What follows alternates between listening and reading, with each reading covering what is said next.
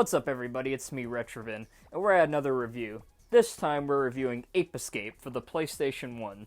This is a game that I was really interested in doing, and yeah, this will be a fun little Let's Play to do. I can't wait to do some good old Ape Escape. With that, though, let's get on with the story and everything now. Our lovely, glorious city starts off in Monkey City. A lovely city that I don't actually know the name of, but I do know where the story starts. It starts with Spike and his friend basically just running, and they end up running to the professor's lab. Unbeknownst to them, though, the professor is tied up with Natalie, and all the monkeys got them. How the fuck monkeys were able to tie them up, I don't know. But all things go amok thanks to them and Spectre, and now Spike and, to a lesser extent, his friend have to go get all the monkeys. Now, here's the thing about said friend, though. The friend doesn't really last as a friend for that long, because you end up having to race him throughout the game, and he kind of becomes a rival. I'll mention more about it when we get through the story, but the story, I like the story. It's, again, like most platformers, fairly simple, but it's more interesting than other ones, even with the simplicity, because you're going through time. You got this evil monkey who escaped from captivity as a, I don't know, he's like a clown monkey or something. And now he just wants to wreak revenge, so that's basically your goal throughout the game. It's very interesting, and I like the plotline of this game. It actually works. We did it, Natalie. The plot doesn't really get like too far in there until the professor and Natalie get captured again. And let me tell you, they get captured one time like near the end of the game, and you basically have to go on a goose chase for a little bit until you end up in a carnival where you gotta save them all. And then once you save them all, you fight the one blue-haired boy, and then you bring him back. Turns out he was also mind-controlled, and then that's when you go to the final level. Then at that level, you're able to fight Spectre and all that, and interestingly enough, once you beat Spectre, you technically haven't finished the game, because you have to get all monkeys. So if you're going for the 100% ending, I don't want to spoil that. So, yeah. Skip to the end if you want to avoid spoilers. Just your warning.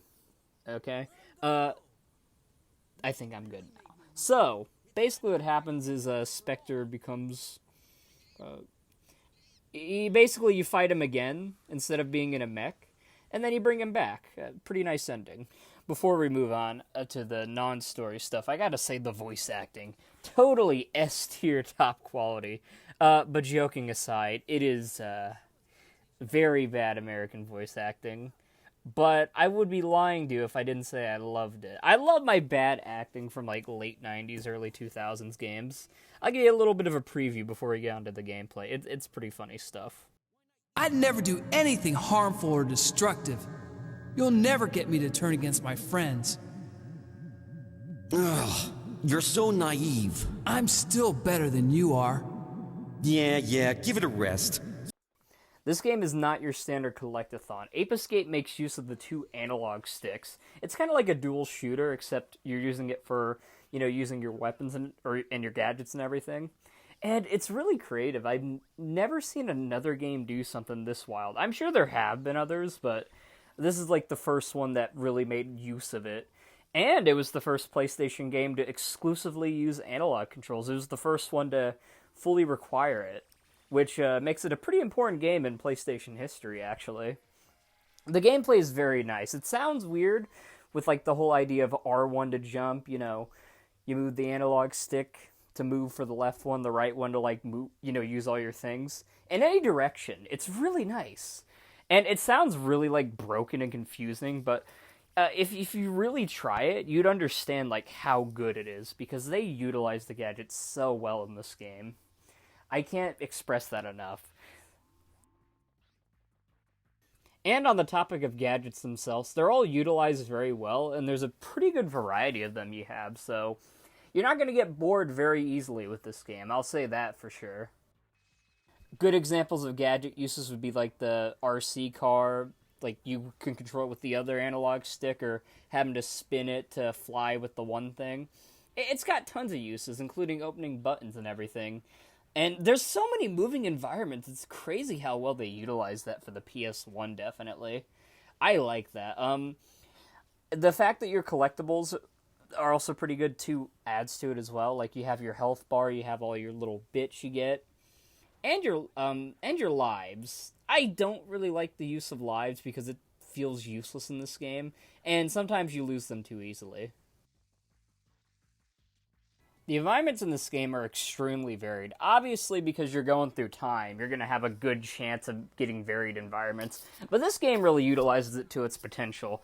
So, there are, like, levels where it's, like, 3 or 4 that are in the same sort of era, but they're all semi-different in their own way.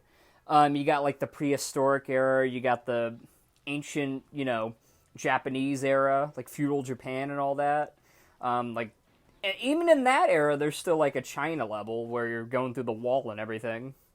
So a lot of variety, not just like the same country in like different time periods either. So it's cool stuff, definitely. I like that usage of it. I like the platforming in this game too. People would think, well, if you're pressing R1 to jump, it's not going to feel too good. No, it feels pretty good, honestly. The platforming is utilized well, and I don't mind jumping with R1. The camera can kind of be annoying at times, but it's not, like, too bad. Especially for a PS1 game, it's handleable. Now, while there are boss fights in this game, it's mostly to a very small extent, and they're not utilized very much. Mostly near the end of the game. The closest thing to boss fights, like, throughout the game, for the most part, is racing Spike's friend Jake. And they're stupid. I don't like them. And honestly, I've never beaten them. Luckily, though, credit where credit is due to the developers, it's completely optional, so you don't have to race them. It's not mandatory. The race courses themselves are like, I don't know. They're fine for what they are, but like I just could never like get past Jake for the most part, and I rarely am able to get past him. There are a few moments, but like usually if I get the chance, I'll skip it unless I'm like recording for a video or something. But anyways, though, I want to get on to the mini games because yes, there are mini games. They have this much extra stuff in a platformer game like this on PS1. It's crazy. Another very nifty thing about this game is the fact that the monkeys themselves all have different names and personalities to them, because if you use the satellite thing, you get a bio of them, which is really cool. I like that. Also, to get to the minigames, though, the minigames are not much to write home about, but, I mean, they're mini-games, so they're not really expected to. One's actually really good. I like a space shooter they have on it. I don't personally like the other two too much, but they're okay. The space shooter is really fun, though, and a very big plus for me. The game also has vehicles in it that are okay. Some control good, some control bad, some control great, some control terrible. It's really a mixed bag. And it's all based on the controls. Even though I said they were very good for, like, gadgets and all that, there are some things, like the vehicles, where a few of them just don't control well. The boat, especially. I can sometimes control it, but it took a bit of getting used to first to do it. The tank is a pretty fun one, though, if you know what you're doing. A lot of them, though, do have their issues and takes a bit of getting used to. Just a warning for new-time players.